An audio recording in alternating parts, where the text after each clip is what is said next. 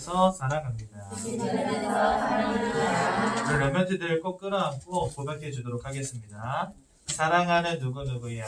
사랑하는 사랑아. 너는 하나님의 자녀란다. 하나님의 자녀란다. 사단의 권세를 이기신 사단의 권세를 이기신 만왕의 왕 되신 그리스도. 하나님의 왕 되신 그리스도. 죄와 사망을 이기신 죄와 사망을 이기신 대제사장이신 그리스도. 대제사장이신 그리스도. 하나님 만나는 길이 되신 하나님 만나는 길이 되신 참 선지자이신 그리스도가 참 선지자이신 그리스도가 지금 내 안에 함께 하신단다. 지금 내 안에 하신단다. 오직 예수 그리스도의 오직 예수 그리스도의 언약을 깊이 깨달으며 언약을 깊이 깨달으며 세계복음화의 꿈을 꾸는 세계복음화의 꿈을 꾸는 하나님이 원하시는 전도자의 축복을 누리는 전도자의 축복을 누리는 귀한 렘넌트가 되려 귀한 렘넌트가 되려 하나님께서 반드시 그렇게 역사하실 줄로 분명히 믿습니다. 사도행전 20장 28절에서 35절 말씀 보겠습니다. 신약성경 사도행전 20장 28절에서 35절까지 말씀 저와 여러분들이 한 절씩 교독하겠습니다. 사도행전 20장 28절에서 35절까지 말씀을 한 절씩 교독하도록 하겠습니다. 여러분은 자기를 위하여 또는 온 양떼를 위하여 삼가라. 성령이 그들 가운데 여러분을 감독자로 삼고 하나님이 자기 피로 사신 교회를 보살피게 하셨느니라.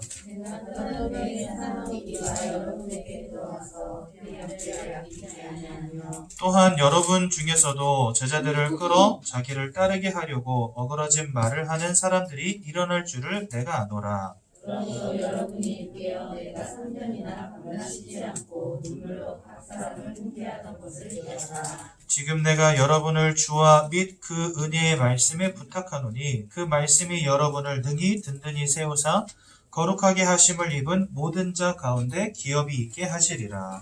내가 아무의 의나 의나 의혹을 참지 아니하고 여러분이 아는 바와 같이 이 손으로 나와 내 동행들이 쓰는 것을 충당하여 범사에 여러분에게 모본을 보여준 바와 같이 수고하여 약한 사람들을 돕고 또 주 예수께서 친히 말씀하신 바 주는 것이 받는 것보다 복이 있다 하심을 기억하여야 할지니라.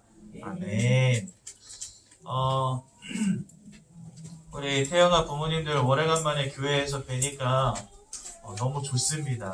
우리 옆에 있는 분들과 한번 인사할까요? 잘 오셨습니다. 잘하셨습니다. 매주 뵙겠습니다. 매주 뵙겠습니다. 너무 반가운 거 있죠.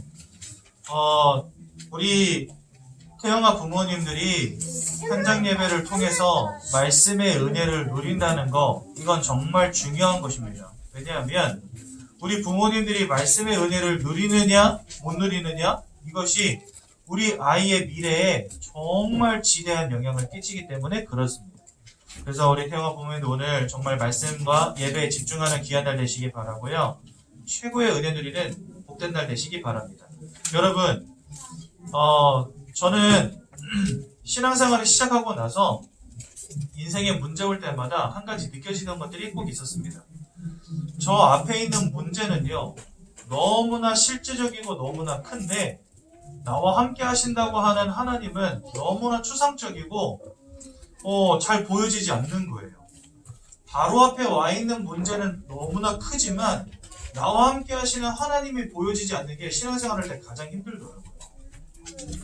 믿음으로 끝까지 견디면 돼 라고 하지만 도대체 뭘 믿고 어디까지 견뎌야 되는지에 대한 답도 없고, 교회는 다니니까 얼굴 표정은 항상 밝아야 돼요. 응답받고 있는 것처럼. 그런데 사실은 속으로는 굉장히 많은 갈등 속이 있었거든요. 저를 가까이에서 잘 아시는 분들은 제가 가지고 있는 개인적인 문제, 제 인생의 문제 알고 계셨지만, 저를 가까이에서 잘 모르시는 분들은 그냥 교회 잘 다니는 청년인 줄 아셨을 거예요. 그러니까 교회를 다니면서도 뭔가 인생의 답을 찾지 못하니까 자꾸만 방황할 수밖에 없고, 그 다음에 끝까지 견디고 믿음으로 승리해야 되는데 뭘 믿고 어디까지 견디고 어떻게 승리하는지 전혀 답을 모른 채 다녔어요. 하나님은 보이지 않는데 내 앞에 와 있는 문제는 너무나 크게 보이는 거예요. 그런데 이것이 전세가 역전이 되던 때가 있었습니다. 그게 언제였냐? 복음이 무엇인지를 발견할 때 그것이 역전이 되어버렸어요. 이전까지 보이지 않던 하나님의 계획이 보이기 시작했고, 이전까지 들리지 않았던 하나님의 언약이 들리기 시작하니까 제 앞에 와 있는 문제가 더 이상 문제되지 않는 응답이 그때부터 따르더라고요. 하나님은 분명히 언약을 주시고 언약 그대로 성취하시는 하나님이 맞기 때문에 그 언약 붙잡은 순간에 사실은 내 앞에 있는 문제들이 더 이상 문제되지 않는 응답을 받게 됐습니다. 여러분, 여러분들의 미래에 받을 응답들을 어디서 확인할 수 있는지 아세요? 지금 제가 드리는 말씀을 잘 이해하셔야 됩니다. 여러분들의 미래를 절대로 메시지 속에서 확신하시면 안 됩니다. 여러분, 이거 진짜 중요한 말이니까 잘 들으셔야 돼요. 메시지에서 여러분들의 미래를 확신하면 절대 안 돼요. 메시지는요, 하나님께서 주의 사자를 통해 세우신 주의 사자를 통해서 여러분들에게 주시는 것이 분명히 맞는데, 여러분들은 항상 여러분들의 미래를 어디서 찾아야 되냐면 하나님 주신 성경 말씀 속에서 찾아야 됩니다. 이거 되게 중요한 말이니까 꼭 잘 들으셔야 돼요. 강단 말씀이 선포가 되잖아요. 그렇죠? 그 속에서 메시지도 있고 하나님 주시는 성경의 말씀도 있단 말이죠. 무엇을 붙잡아야 되냐? 하나님 말씀을 붙잡으셔야 돼요. 메시지 붙잡으시면 안 돼요. 이거를 제 말을 여러분들이 오해하시면 절대 안 되는데, 메시지 붙잡지 마시고 하나님 말씀을 붙잡으셔야 돼요. 왜냐하면 하나님이 여러분들에게 증거로 남기신 게 뭐냐면 바로 성경입니다. 우리 부모님들 그래서 성경 말씀 정말 많이 읽으셔야 되고요. 그날마다 그 주간마다 하나님이 주시는 그 성경 말씀 속에서 나를 향한 내 인생을 향한 하나님의 언약을 찾아내셔야 돼요. 그러면서 뭘 참고하시는 거냐? 메시지를 참고하시는 거예요. 하나님 주시는 말씀 속에서, 성경 말씀 속에서 메시지를 참고하면서 듣는 거예요. 이해가 되시죠? 그런데 우리 다락방은 특징이 유 목사님이 딱 서서 늘 메시지를 주시니까 우리 성도님들 절대 성경 읽지 않습니다. 그러면서 메시지만 들어요. 예전에 제가 그런 이야기 많이 듣게 됐습니다. 지금 훈련이요, 전도 합수까지 나왔잖아요. 그렇죠? 70인 1차, 2차, 3차 마치고 전도 합수까지 다 마쳤는데, 성도님들이 그래서 메시지는 가득 차가지고 머리가 이만한데 현장에서 응답받는 분들 찾기 쉽지 않다라는 말들을 제가 많이 듣게 됐어요. 왜 그런지 아십니까? 메시지만 먹어서 그래요. 여러분, 메시지 참 좋은 것이지만 하나님의 말씀이 바탕이 없다면 그 메시지는요, 힘이 없습니다. 그래서 여러분, 메시지를 듣는 자가 되면 안 되고 하나님의 말씀을 읽는 자가 돼야 됩니다. 그래서 성경의 말씀을 읽으시면서 메시지를 참고하셔야지, 그러지 않고요, 요즘 많은 성도님들이 교회 다니면서 하나님 말씀을 읽지 않고 메시지만 듣는 경우가 굉장히 많거든요. 그래서는 절대 안 됩니다. 여러분, 말씀을 늘 묵상하시고, 말씀 묵상해라 이 말도요, 그냥 유 목사님 메시지 듣는 거, 강단 메시지 듣는 거, 이걸로 그칠 때가 참 많아요. 그래서는 절대 안 됩니다. 성경 말씀을 늘 읽으시고 그 속에서 나의 언약을 붙잡아야 됩니다. 정말 중요한 거거든요. 왜냐면 하나님이 성경 속에다가 여러분들이 인생에 받을 응답들을 다 적어 두셨어요. 그것 붙잡고 기도하면 됩니다. 그러면 하나님은 한 가지 약점이 있는데, 그게 뭐냐면 말씀을 나의 것으로 붙잡는 자들에게 그 말씀 그대로 성취하셔야 돼요. 무조건. 그 하나님 약점입니다. 그러니까 하나님 약점을 꼭 쥐시고 하나님 말씀을 붙잡으시기 바랍니다. 그러면서 뭘 참고하라고요? 하나님 주시는 메시지를 참고하는 거예요. 강단 메시지, 본문 메시지를 참고하는 겁니다. 이해가 되시죠? 그래서요, 성경 말씀은 없는데 메시지만 참고하다 보면은 결국은 머리만 커지고 응답받지 못해요. 여러분들 날마다 하나님 말씀을 묵상하시기 바랍니다. 제가 이런 말씀을 드리는 이유는 우리들의 인생은요, 분명한 영적 싸움의 전쟁터에 있는 것이 분명합니다. 우리의 영적 싸움의 시대, 우리 영적 싸움의 대상은 바로 사단이라고 성경 말씀하시죠. 우는 사자와 같이 너희 대적마귀가 우는 사자와 같이 삼킬 자를 두루 찾아다니다라고 분명히 베드로전서 5장에 말씀하십니다. 그러니까 우리의 대적은 사단이에요. 근데 문제는 뭐냐? 이 대적은 실존하고 있는데 그 대적이 실존하고 있다는 게 나의 피부로 와 닿지 않는다는 게 문제입니다. 그 녀석은요, 우리를 무지하게 만들고 무감각하게 만들고 무능력하게 만드는데 우리는 사단이 있다는 사실도 늘 까먹고 살아요. 메시지를 늘 듣다 보니까 사단이 있다 이런 것은 우리 다락방은 진짜 옆구리만 찌르면 사단아 물러가라 나오는 사람들이잖아요. 그런데 그 실존을 인정하는 사람들 그렇게 많지 않은 것 같습니다. 이거 정말 중요한 건데 사실은 많은 사람들이 내가 영적 싸움의 전쟁터에 와 있다는 사실을 망각한 채 살아간다는 거예요. 그러다 보니까 교회를 오래 다녀도 무지합니다. 영적인 사실을 무지하고요. 또 나에게 영적 문제가 와 있음에도 불구하고 무감각합니다. 그리고 사단의 실존을 인정하지 않으니까 내가 예수를 오직으로 붙잡을 이유가 없어요. 그러니까 무능력해지는 거예요. 여러분 영적 싸움의 시대에 영적 사실을 올바로 보는 태영아 부모님들 되시길 바랍니다. 그러면서요 언약을 상실하게 만들고 헛된 것에 관심을 갖게 만듭니다. 언약을 잃어버리고 그리스도를 잃어버리면은요 결국은 다른 거 찾아가게 돼 있어요. 그렇지 않습니까? 세속을 따라갈 수밖에 없고 기복주의 신앙에 빠질 수밖에 없고 율법에 사로잡힐 수밖에 없고 세상 성공에 사로잡힐 수밖에 없는 겁니다. 그러니까 사단은 자꾸만 여러분들로 하여금 영적인 것에 무감각하게 만들어버려요. 그리고 사단이 있음을 기억하지 못하게 만들어버려요. 자꾸만 육신의 싸움에 목매게 만들어버려요. 이러한 영적 싸움에 여러분들이 지금 들어와 있다는 사실을 인지하셔야 됩니다. 부모님들이 먼저 깨어있지 않으면 절대 아이들을 가르칠 수가 없잖아요. 그렇죠? 그러면서 사단은 가정교회를 지금도 무너뜨리고 있습니다. 여러분 제가 가정 그 다음에 가로치고 교회 이렇게 썼죠. 오늘 올라가시면 교회의 사명에 대한 메시지를 듣게 되실 거예요.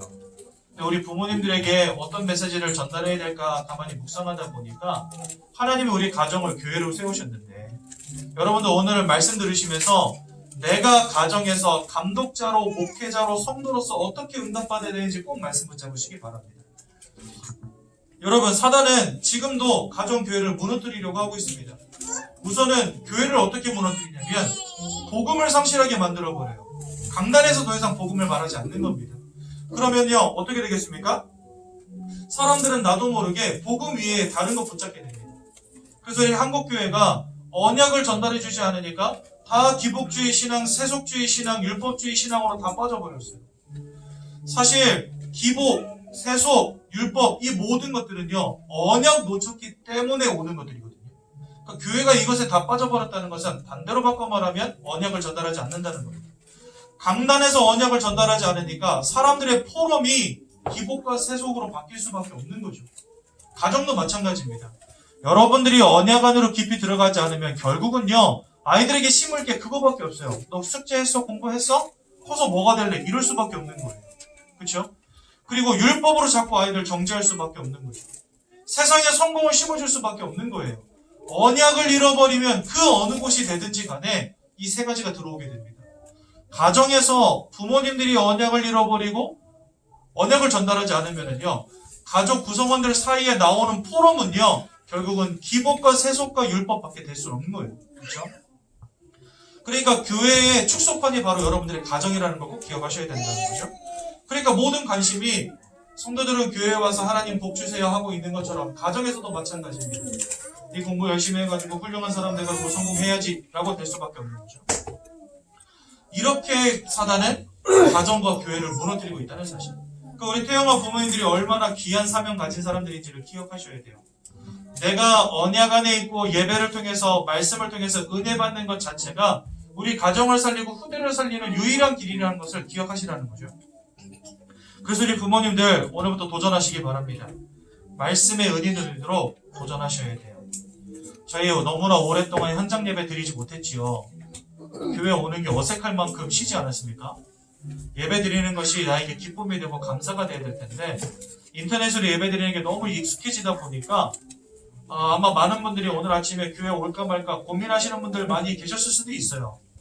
제가 주중에 성도님들 만나서 포럼하다 보면은요 주일마다 싸우는 분들이 있대요. 이 집은 특이하게 보통은 남자들이 게으르고 여자분들은 좀 열심히 있잖아요. 근데 이 가정은 특이하게 남편은 열심히인데 아내분이 열심히 없어요. 그래가지고 주일날마다 싸웠다는 거예요. 이제 현장 예배가 부분적으로 돼가지고 주일날 올 수 있게 됐던 적이 몇 번 있었잖아요. 그렇죠?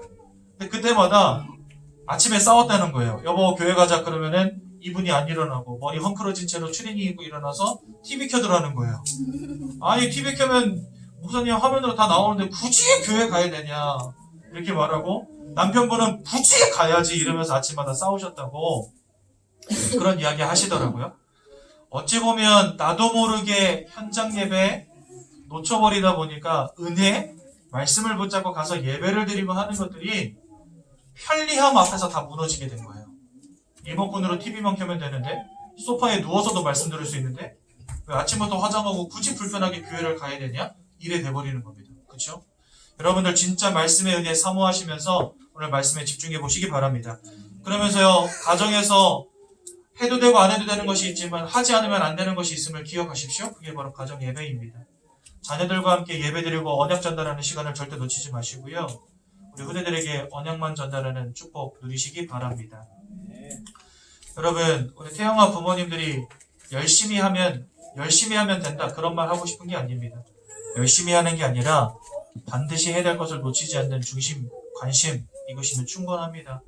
나는 어떻게 되는지 모르는데요. 저는 뭐 성경적인 지식도 없는데요. 괜찮습니다. 하나님은 그런 여러분들에게 맡기셨어요. 왜 맡기신지 아십니까? 여러분들을 통해서 여러분들의 자녀를 세계복음을 제자로 키우실 자신이 하나님은 있어요. 여러분들의 연약함과 부족함과 상관이 없이 여러분들의 자녀들을 언약으로 승리시킬 자신감이 하나님 있으시다니까요. 그러니까 저 같은 사람을 목사로도 세우시고 우리 가정에 아이를 3명이나 주시는 겁니다.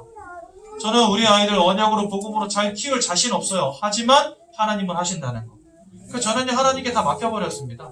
하나님 저 못하는 거 아시니까 하나님이 알아서 하시라고 그렇게 믿음 고백하고 있어요. 우리 부모님들 가정에서부터 나 연약해도 부족해도 상관없습니다. 여러분들을 통해서 하나님은 일하십니다. 아멘이십니까? 그러니까 반드시 해야 될 것을 놓치지 마시고 응답받는 우리 태영아 부모님들 되시기를 예수님의 이름으로 기도드립니다. 하나님 은혜 너무나 감사를 드립니다. 우리 태영아 모든 부모님들을 축복하사 그 가정이 가정교회로 세워지게 도와주시고 정말 우리 후대들을 세계복음할 제자들로 세워나가는 최고의 축복과 응답 누리도록 인도하여 주옵소서. 예수님의 이름으로 기도드렸습니다. 아멘.